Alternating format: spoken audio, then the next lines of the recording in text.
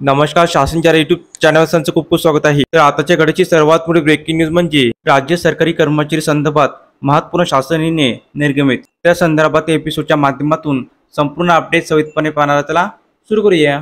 राज्य शासन सेवेतील राजभवन कार्यालयातील पदांचे सुधारित आकृतीबंध व सुधारित वेतनश्रेणी लागू करण्याबाबत सामान्य प्रशासन विभागामार्फत दिनांक 4/8/25 रोजी अतिशय महत्त्वपूर्ण शासन निर्णय निर्गमित करण्यात आलेला आहे. सदर शासन निर्णयानुसार राजभवन कार्यालयातील पदांचा सुधारित आकृतीबंध निश्चित करण्यात आलेला आहे. सदर निर्णयानुसार राज्यपालांची परिवार प्रतिबंध कार्यालयाच्या आकृतीबंधातील खालील नमूद करण्यात आलेल्या पदांची सुधारित वेतनश्रेणी पुढील प्रमाणे नमूद करण्यात आलेली आहे.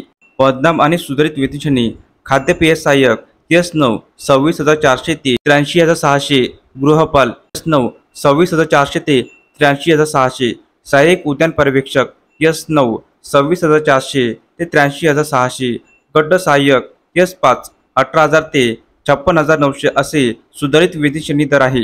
तसेच गट संवर्गातील मुख्य बटलर या पदनामऐवजी प्रमुख बटलर असे पदनामात बदल करण्यात सदर शासन निर्णयानुसार मान्यता देण्यात येत आहे.